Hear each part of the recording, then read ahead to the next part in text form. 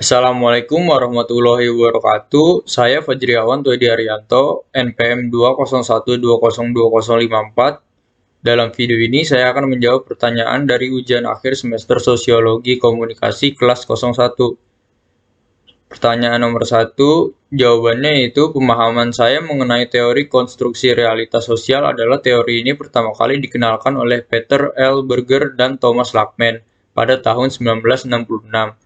Peter L. Berger dan Thomas Lackman mendefinisikan teori ini sebagai teori yang menggambarkan suatu proses sosial yang terjadi melalui tindakan serta interaksinya, di mana individu menciptakan secara terus-menerus suatu realitas yang dimiliki serta dialami bersama realitas subjektif. Teori ini menggunakan paradigma konstruktivisme, di mana realitas sosial yang ada dilihat sebagai suatu konstruksi sosial yang diciptakan oleh seseorang. Pertanyaan nomor 2, jawabannya yaitu saya memilih konsep anak.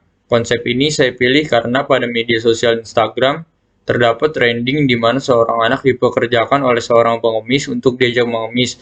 Dengan membawa anak tersebut, sang pengemis yang memperkerjakan anak tersebut dengan maksud agar orang-orang merasa kasihan dan memberi uang pengemis dan anak-anaknya. A. Realitas objektif dari konsep anak ini, jika dilihat dari fenomena tersebut, di mana jika dijelaskan, konsep anak dipekerjakan, hal yang dilakukan oleh orang-orang mempekerjakan anak tersebut tidak benar, karena maksud dari tujuan mereka dari mempekerjakan seorang anak-anak dapat dianggap salah dan terlebih lagi, hal tersebut dapat membawa dampak buruk terhadap sang anak. Pada usia yang masih sangat muda, anak-anak seharusnya tidak dipekerjakan, melainkan diberi waktu untuk bermain dan belajar. Hal tersebut membentuk sebuah realitas. Realitas subjektif jika melihat fenomena anak yang dipekerjakan, yaitu terdapat pemikiran seorang individu yang menganggap dan berpikiran bahwa hal tersebut dapat dibenarkan dan diwajarkan. Fenomena tersebut melibatkan seorang anak yang masih muda yang dengan terpaksa harus ikut mengemis dengan seseorang yang mempekerjakannya. Fenomena tersebut dilihat serta dipandang oleh masyarakat dan membentuk sebuah realitas. Poin B yaitu dari ketiga tahap internalisasi, eksternalisasi, dan objektivitas, yaitu pertama internalisasi, di mana di dalam tahap ini terdapat adanya sebuah pengetahuan terhadap seorang individu yang jika dikaitkan dengan konsep anak, maka pasti orang yang mengetahuinya akan menganggap bahwa hal tersebut bahaya jika seorang anak ikut bekerja dengan orang di jalanan dengan cara mengemis. Yang kedua yaitu objektivitas, di mana pengetahuan itu bersifat benar dan tidak bisa ditolak, di mana seorang menilai bahwa tindakan yang dilakukan oleh sang pengemis dengan membawa anak-anak itu salah dan berdampak buruk pada anak tersebut. Yang ketiga yaitu eksternalisasi. Dalam eksternalisasi, seorang akan melakukan tindakan terhadap pengemis yang memperkerjakan anak-anak tersebut.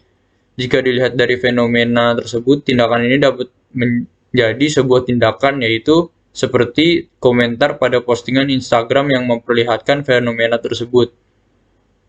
Poin C yaitu faktor-faktor yang mempengaruhi pergeseran makna dan bagaimana prosesnya tersebut, yaitu jika dikaitkan dengan fenomena yang dibahas, anak yang dipekerjakan dapat mengalami pergeseran makna karena dapat terjadi salah paham karena kurang atau tidak adanya latar belakang fenomena tersebut, kurangnya konteks dan kondisi dari apa yang sebenarnya terjadi dari keluarga maupun orang yang memperkerjakan anak-anak tersebut.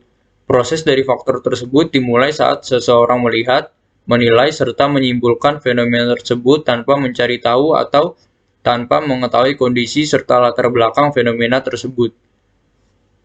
Pertanyaan nomor 3 memiliki jawaban, yaitu proses realitas di media massa dikonstruksi dengan proses di mana realitas sosial dikonstruksi oleh media massa, sebagaimana realitas itu terjadi secara rasional.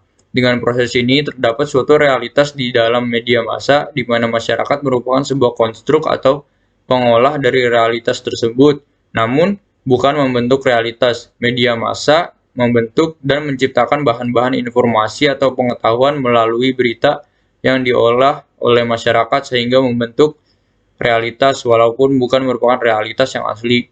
Sebagai contoh, terdapat sebuah pemberitaan dari media massa bahwa di Bekasi, tempat saya tinggal, virus COVID-19 menyebar dengan sangat cepat dan kebanyakan penduduk Bekasi, tepatnya di daerah saya, terpapar virus COVID-19.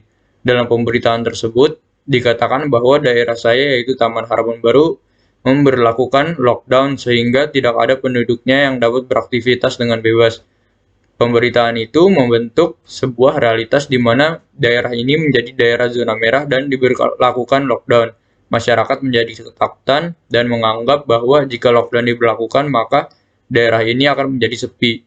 Namun pada kenyataannya, walaupun angka penularan COVID-19 sangat tinggi dan banyak yang terpapar, lockdown tidak diberlakukan dan penduduknya masih banyak yang beraktivitas dengan bebas. Kondisi tersebut merupakan realitas asli yang tidak sesuai dengan realitas yang dibentuk dalam pemberitaan. Sekian jawaban ujian akhir semester Sosiologi 01 dari saya. Kurang lebihnya mohon maaf. Wassalamualaikum warahmatullahi wabarakatuh.